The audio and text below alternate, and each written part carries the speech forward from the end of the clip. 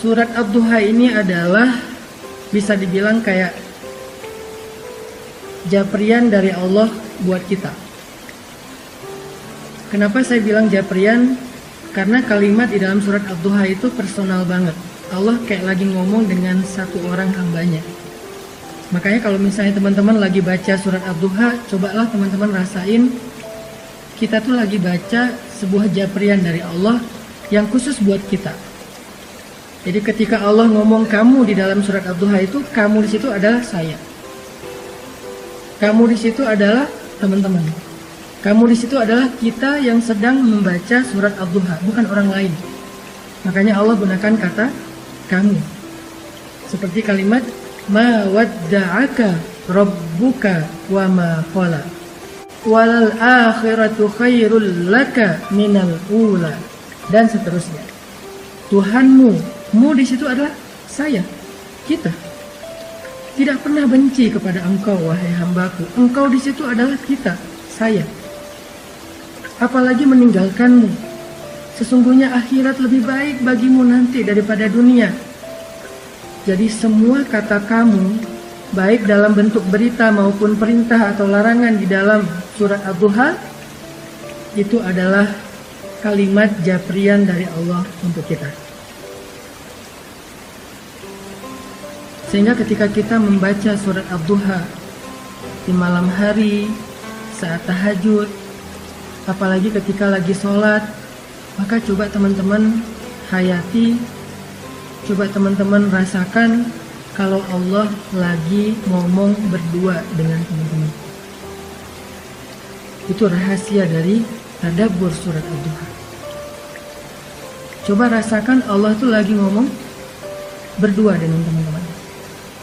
Allah tuh lagi japri khusus ke nomor teleponnya teman-teman.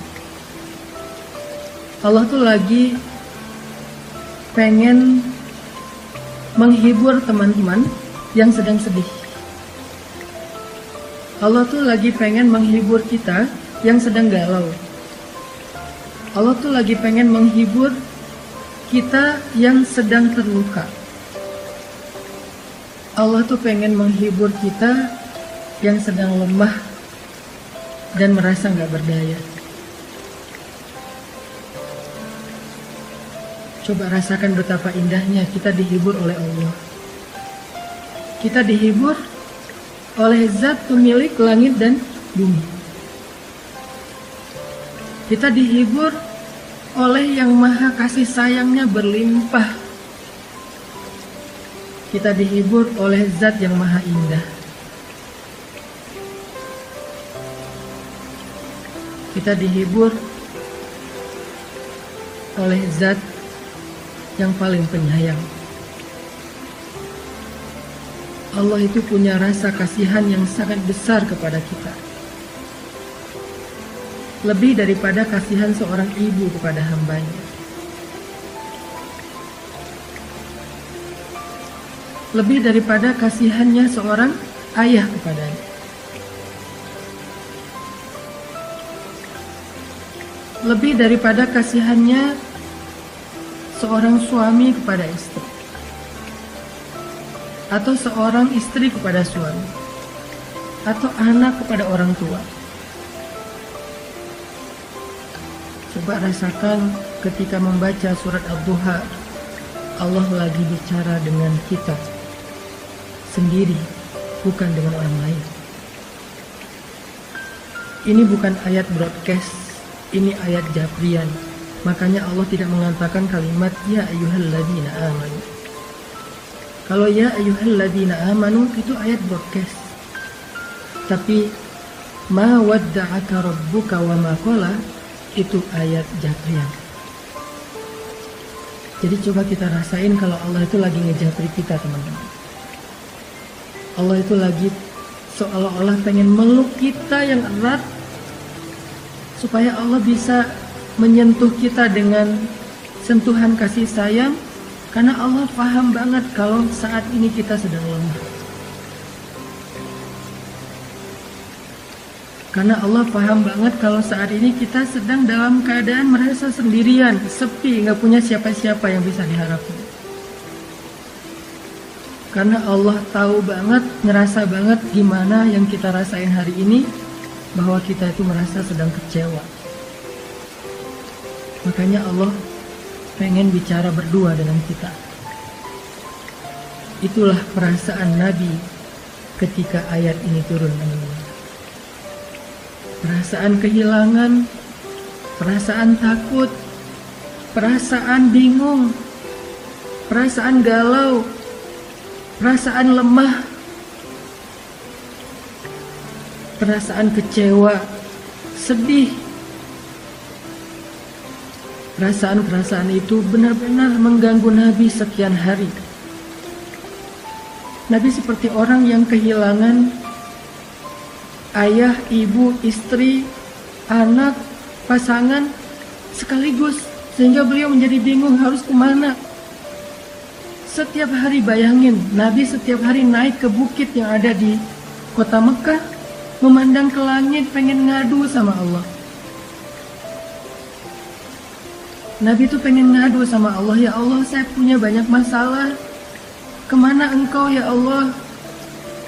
Ya Allah, saya punya banyak masalah, kemana Jibril? Nunggu lama di atas bukit, Jibril gak turun. Akhirnya Nabi pulang ke rumah.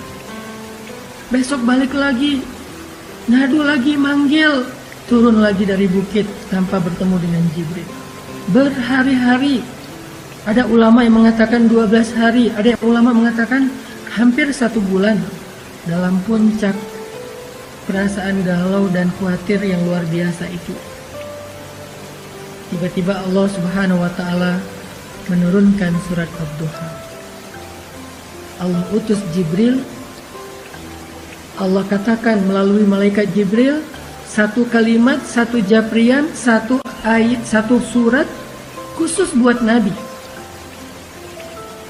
Kalimatnya, ma wadda'aka rabbuka wa ma qala. Tuhanmu gak pernah ninggalin kamu dan tidak juga benci kepadamu. Tiba-tiba Nabi seperti merasa, ya Allah, hampir saja saya merasa kehilangan. Hampir saja rasa takut itu mencelakai saya. Hampir saya merasa putus asa dengan kesendirian. Tiba-tiba Allah mengatakan, Abdi, Habibi, hambaku, kekasihku Muhammad, ma wadda'aka rabbuka wa ma qala. Tuhanmu gak pernah ninggalin kamu. Coba lihat betapa lembutnya Allah bicara dengan Nabi. Tuhanmu gak pernah ninggalin kamu. Itu seperti ketika seorang ayah bilang, ayah gak pernah ninggalin kamu, wahai nak. Ayah tuh gak pernah ninggalin kamu. Allah gak mengatakan, aku gak ninggalin kamu, bukan. Tuhanmu berarti seperti menyebut kalimat yang lembut. Sama kayak kita memanggil anak kita, ayah sayang sama kamu, bukan aku sayang sama kamu. Ini adalah kalimat yang sangat lembut dari Allah. Ma wadda'aka rabbuka wa ma qala. Tuhanmu gak pernah ninggalin kamu, apalagi benci sama kamu. Dan setelah Nabi membaca surat ini, lalu surat ini ditulis oleh para sahabat di dalam mushaf, maka sejak saat itu surat ini menjadi surat pribadi dari Allah kepada semua hamba yang pernah merasakan apa yang dirasakan Nabi. Kehilangan, ketakutan, kebingungan, hilang arah, sedih, kecewa. Maka siapapun yang pernah merasakan perasaan seperti itu, apapun alasannya, mau urusan agama, mau urusan dunia, mau urusan keluarga, mau urusan karir, pekerjaan, mau urusan percintaan, apapun alasannya, ketika dia merasa sedih seperti itu, maka Allah ngajapri dia dengan kalimat yang lembut. Hambaku, ma wadda'aka rabbuka wa ma qala. Tuhanmu gak pernah ninggalin kamu, apalagi benci kepadamu. Itu maksud dari surat Ad-Duha, teman-teman. Coba teman-teman nanti setelah ini kalau baca surat Ad-Duha di rumah, kalau perlu hafal surat itu karena tidak terlalu panjang untuk kita baca di dalam sholat. Setelah tahu artinya, baca dulu terjemahannya, hafal terjemahannya, nanti baca di dalam sholat ketika lagi sedih. Sholat yang nggak ada yang ganggu kita, sholat sunnah, terutama sholat tahajud. Gak apa-apa baca surat ini di waktu tahajud, karena Allah bersumpah dengan waktu malam apabila telah sunyi, bukan hanya waktu duha. Kita baca, kita hayati, Allah lagi ngomong sama kita. Allah lagi pengen menenangkan dan menghibur hati kita yang sedih. Ma wadda'aka rabbuka wa ma qala.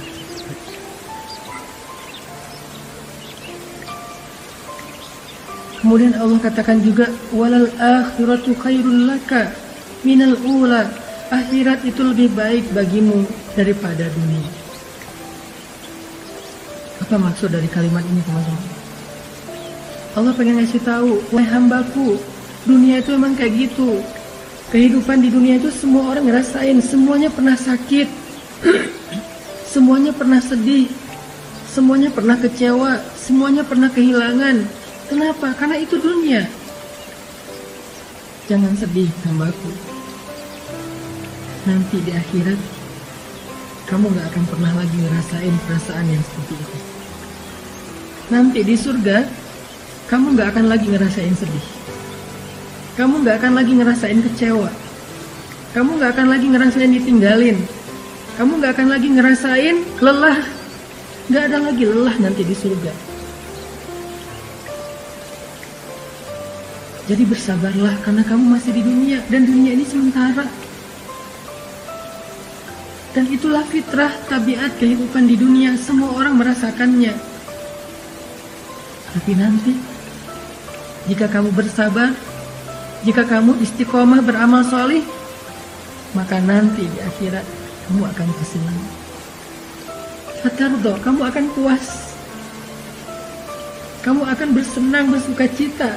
Kamu akan ceria, happy. Kamu gak akan lagi merasa lelah. Tapi nanti di akhirat, sabar. Allah menghibur kita. Seperti seorang suami bilang ke istrinya, "Mah, sabar ya. Nanti kalau mama udah ngelewatin ujian ini, kita jalan-jalan yuk. Nanti kita jalan-jalan yuk ke Indonesia Timur. Apakah ke Papua yang indah, atau ke Lombok yang indah, atau ke Ambon, ke Sulawesi. Kita jalan-jalan yuk ke pantai-pantai yang indah di Indonesia.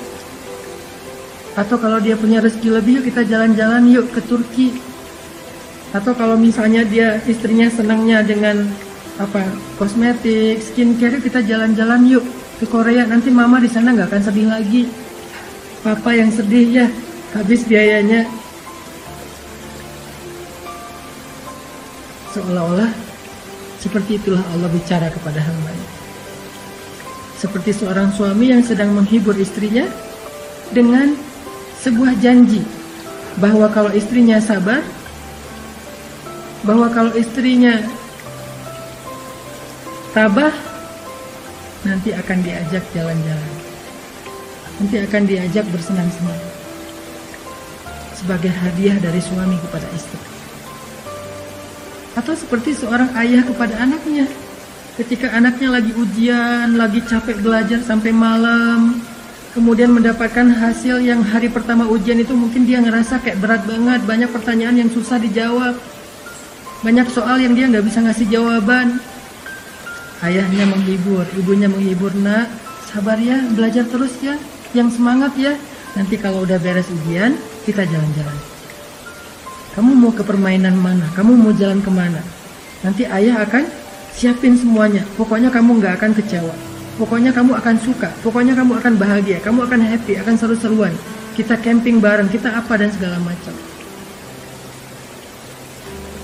Allah lagi menghibur kita dengan kalimat, "Walal akhiratu khairul laka minal ula." Hambaku, dunia emang kayak gini, sabar ya. Nanti di akhirat kamu akan puas. Kamu gak akan ngerasain lagi yang kayak gini-gini. Kamu gak akan ngerasain lagi yang namanya kecewa, sedih, kehilangan, lelah. Sehingga ketika kita membaca kalimat walal akhiratu khairul laka minal ula, cobalah membacanya seolah-olah Allah lagi berbisik di telinga kita, ngasih tahu surga itu indah. Surga itu memuaskan. Surga itu apa aja ada. Nanti di sana kamu nggak akan sedih lagi. Nanti di sana kamu nggak akan lelah lagi. Semuanya dilayani. Kamu hanya bilang apa, mau apa? Ya Allah, saya mau makan ini. Seketika itu juga Allah akan berikan kepada kita dengan pelayan-pelayan yang sangat banyak.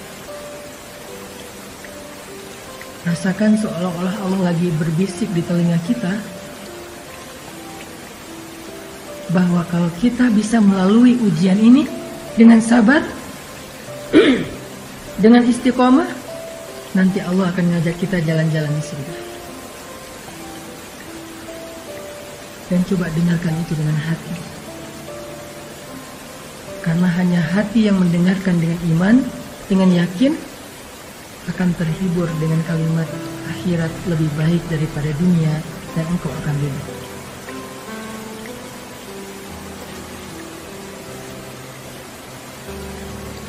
Setelah Allah katakan kalimat-kalimat ini, walal akhiratu khairul laka minal ula wala sawfa yu'tika rabbuka fatardha, maka kalimat berikutnya Allah pengen kita melihat flashback kepada masa lalu. Allah pengen kita merenungkan masa lalu kita.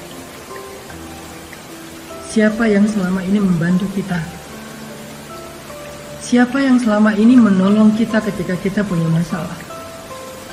Siapa yang menghidupkan kita, menciptakan kita, memelihara kita, memberi kita rezeki selama ini?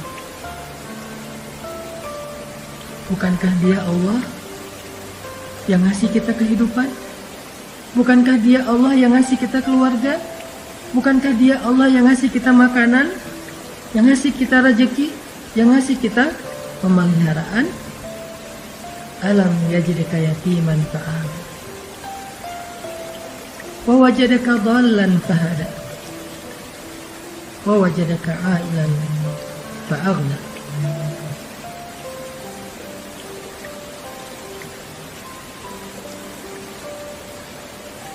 Dia yang selama ini memberikan kepada kita banyak kebaikan. Saat kita sendiri, Dia memberi kita keluarga. Saat kita dalam keadaan bingung, Dia memberi kita ide, gagasan, petunjuk, ilmu. Saat kita dalam keadaan lapar, tidak punya pakaian dan tempat tinggal, Dia beri kita kecukupan selama ini. Dan itu menjadi bukti bahwa Dia nggak pernah ninggalin kita, apalagi benci sama kita. Seolah-olah seorang kekasih mengatakan kepada pasangannya, kenapa engkau ragu dengan cintaku? Bukankah selama ini aku setia? Bukankah selama ini aku selalu mencukupkan kebutuhanmu? Aku berkorban untuk kamu. Kenapa kamu masih ragu? Aku sayang sama kamu. Seolah-olah Allah ngomong gitu sama kita. Seolah-olah dengan kata-kata alam yajidka yatiman fa'awa wa wajadaka dhallan fahada wa wajadaka 'ailan fa'aghna. Allah tuh pengen ngomong, aku tuh sayang sama kamu. Aku tuh cinta sama kamu. Kamu gak ngelihat buktinya selama ini siapa yang bantu kamu? Siapa yang ngasih kamu nikmat, yang memelihara kamu, yang memperhatikan kamu, yang nolongin kamu, yang kasihan sama kamu? Kenapa kamu masih ragu? Aku sayang sama kamu, kata Allah.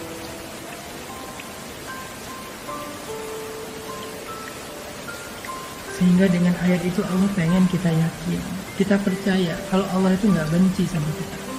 Manusia boleh datang dan pergi, tapi Allah nggak pernah meninggalkan kita. Manusia boleh kadang mencintai kita, tapi tiba-tiba membenci kita, tapi Allah cintanya abadi untuk kita. Sehingga ketika kita yakin Allah nggak pernah ninggalin kita, Allah sayang sama kita, maka saat itu juga hati kita akan terobati. Saat itu juga sempitnya dada kita akan terasa. Yang terakhir, paragraf terakhir di surat itu Allah katakan, Wa ammal yatim fala taqhar. Wa ammas sa'il fala tanhar. Wa amma bi ni'mati rabbika fahaddits. Apa maksudnya? Jangan berhenti berbuat baik. Jangan berhenti untuk menjadi orang yang bermanfaat. Kalau kamu kecewa karena berbuat baik, ada Allah, teruslah berbuat baik. Kalau kamu merasa lelah untuk berbuat baik, ada Allah, teruslah berbuat baik. Kalau kamu merasa capek untuk berkorban kepada seseorang, teruslah berkorban kepada seseorang yang halal bagimu, ayah dan ibumu, pasangan halalmu, anakmu, keluargamu, sahabatmu. Gak apa-apa kalau kamu kecewa atau dikecewain, tapi Allah gak pernah ngecewain kamu. Teruslah berbuat. Itu maksud dari surat Ad-Duha, teman-teman. Coba rasakan itu ketika kita sedang membacanya, apalagi di dalam sholat. Berarti kita telah membaca Al-Quran dengan tadabbur. Berarti kita sedang membaca Al-Quran dengan tafakkur. Indah banget ya surat Ad-Duha. Makanya surat ini menjadi surat favorit saya banget. Saya kalau lagi galau, sedih, saya baca surat Ad-Duha. Saya menempatkan diri sebagai hamba yang lagi lemah dan butuh Allah, tapi pengen berdua aja, gak mau diganggu sama yang lain. Pengen berdua aja sama Allah, pengen ngadu sama Allah. Ya Allah, saya punya banyak masalah. Ya Allah, saya lemah. Ya Allah, saya capek. Terus saya harus gimana ya Allah? Setelah saya menyampaikan pertanyaan-pertanyaan itu, saya baca surat Ad-Duha. Sampaikan dulu aja keluh kesah kita. Curhat aja dulu yang sehabis-habisnya sama Allah. Ngomong aja sama Allah tanpa harus ada jaim-jaiman. Ya Allah, saya capek. Ya Allah, saya sedih. Ya Allah, saya terluka. Ya Allah, saya sendiri. Ya Allah, ya Allah, ya Allah. Ngomong sama Allah. Setelah semua pertanyaan itu udah kita keluarkan, unek-uneknya udah kita keluarin kepada Zat yang Maha Pengasih, lalu baca surat Ad-Duha, maka kita akan menemukan jawabannya. Baca surat Ad-Duha, maka kita seperti merasa dijawab langsung oleh Allah SWT.